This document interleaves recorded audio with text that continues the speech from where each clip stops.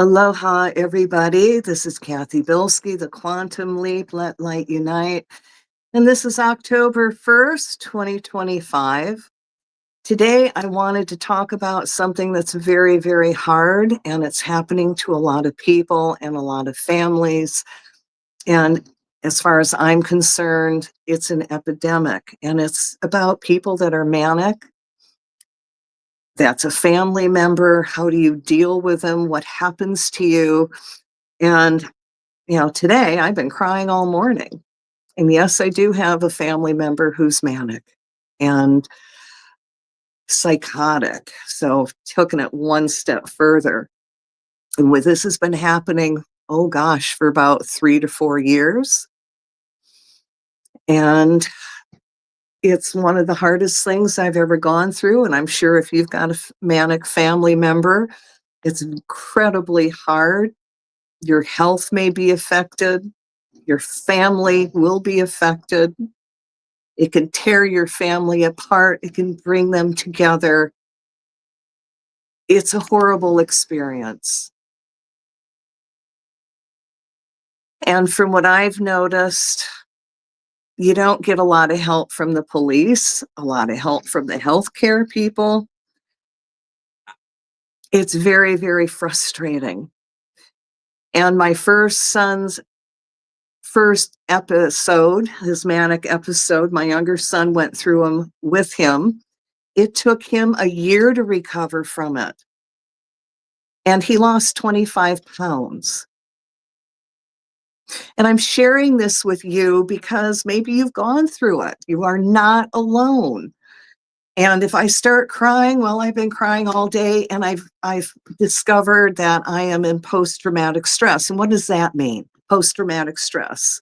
It means you only do what you have to do because you don't have any energy to do anything else. You will go through your life and do all the actions, but then you go home and you veg because you just can't do anything. And through time, you will get through it. But it's okay if you recognize what you are going through and be kind to yourself and understanding this is one of the most hardest things you are ever going to go through. And it doesn't end.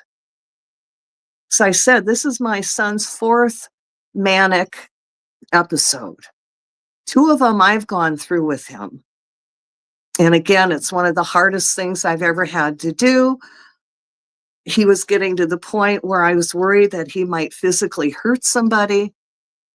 I worked with the police as much as I could, and they wouldn't do anything. And I actually got my son into a mental institution. But what did they do? They kept him for a week. They got him on his meds. They got him back to what they thought he was mentally okay. But when people that are manic, they're pretty smart and they can act normal when they want to. So they let him go after a week. And you know what? He got worse. And he ended up going on what I call a Bonnie and Clyde crime spree. And he ended up in jail, which I thought was one of the best things that could ever happen to him before he hurt somebody or hurt himself. I call it camp attitude adjustment. But when you're back in jail, they make you take your meds, and you have to take them every day. So you get back to some kind of normalcy. And the problem with people that are manic, you can get them back to normal, but you can't make them take the meds. There's not a lot of programs out there for follow-ups. It's very, very hard, and you have to do a lot of your own investigating and see what's around that you can work with. So this last episode, my son called me up and said the voices in his head was going to tell him that he was going to be dead by morning. And I panicked. I hopped on a plane and I went out to help. And I did what I could. But there comes a time when you've got to recognize that whoever you're talking to isn't that person anymore. And when they go into psychosis and they're hearing voices in their heads and the voices are talking through them, it's really rough. And, they're not getting any mental help other than meds, and they're not taking their meds, so they're going through this manic period again. And what do? You do everything you can to help. But then there comes a time when you realize there's not a lot you can do. But one of the things I am able to do is work with the parole officer. And by God, you've got to work with whatever you've been given. And that parole officer is like my new best friend. And I'm constantly on the phone going, hey, you got to put him back in jail, put him back in camp attitude adjustment. It'll get his attention. He doesn't like being there, and it'll get him back on meds. And again, their hands are tied, and they've got to go back to the court. And this is a lengthy process to see what the judge will do. And now I'm on pins and needles because my family member needs to be in jail, because then I know he will be safe and he can't hurt anybody and he can't hurt himself. And he's on that road again, and it's scaring us. Now, if you have a family member that is manic or cray-cray, start a support group. You've got to have people you can talk to. And as I have found out, as I have traveled to see my manic son, whether I've been on airplane or I've driven in a car through the States, I casually just drop a little line mentioning manic. And I will swear every single person I talk to knows somebody who's manic or has a family member who is manic, or they are manic, but they're on their meds. So, what can I say? One of the big problems I have found in many of the states is there's no follow through. So if you get your manic person on meds, there's nothing there to make sure they take them. And the odds are pretty good they're going to go off. You've got to have a support group. And if you don't have one, then start one. It's going to save your sanity and it'll save your health. And my health is shot right now. I will own it. It's been one rough time, to where I've had to go to a doctor, and I am having health issues because of what I'm going through with my manic son. Today, I just burst into tears all day. It's okay to recognize when you're going through post-traumatic stress. And then step back and pamper yourself. And part of the post-traumatic stress is acknowledging you're going through it, and it'll help you go through it easier and quicker. And again, you get that support group. Excuse me. And if you got to cry, cry.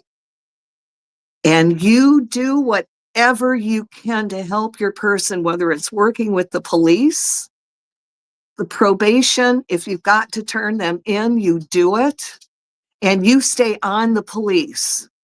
You don't let them ignore it. And if you've got to become the best friends of that police where you live, then you do it. You bring them donuts. You make sure they know you care, and you're going to bug them until they do something. And if that something is putting your family member in jail, do it. Because then they will be safe.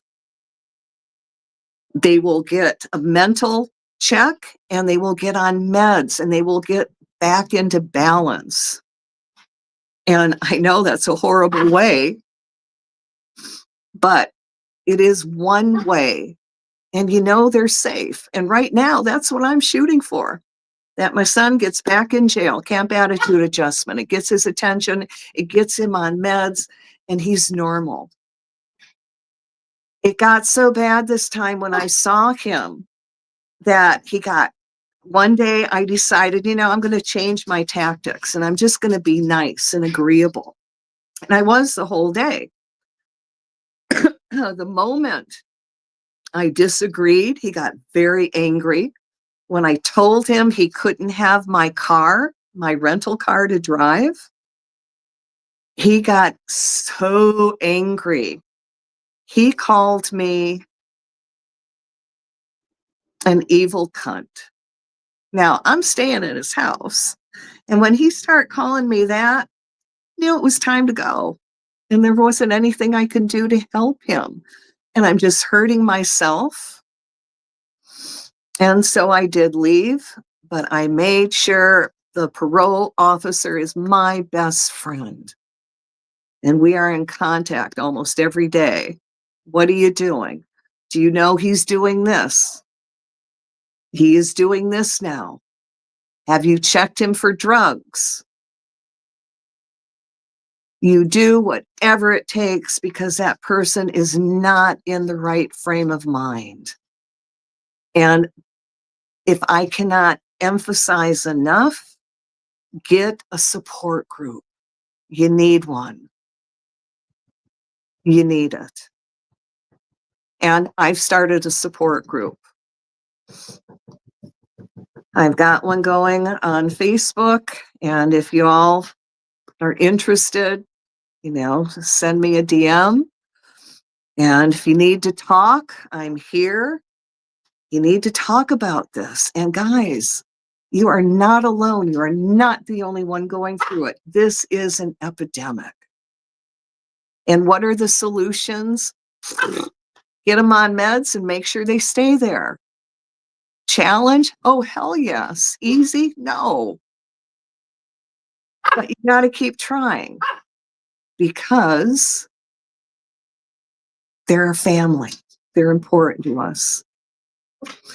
Now, I don't know if this has helped you by me talking about this at all. I hope so. You've got any suggestions? I am so open to hear what you have to say. That's why I'm putting this out there. I want solutions. And why do people go manic? I have to look at my son. Tiana, come here. Come here. Why is he going manic? Come here.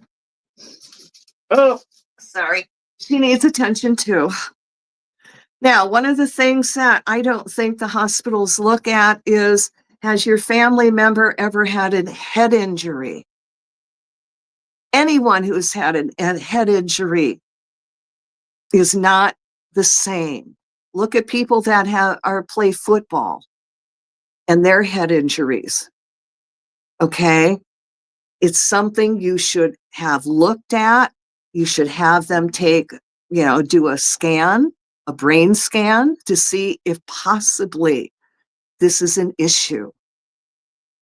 Now, I'm not saying it is the only issue. I'm saying it could be an issue. And if it is, it might be something easy to fix.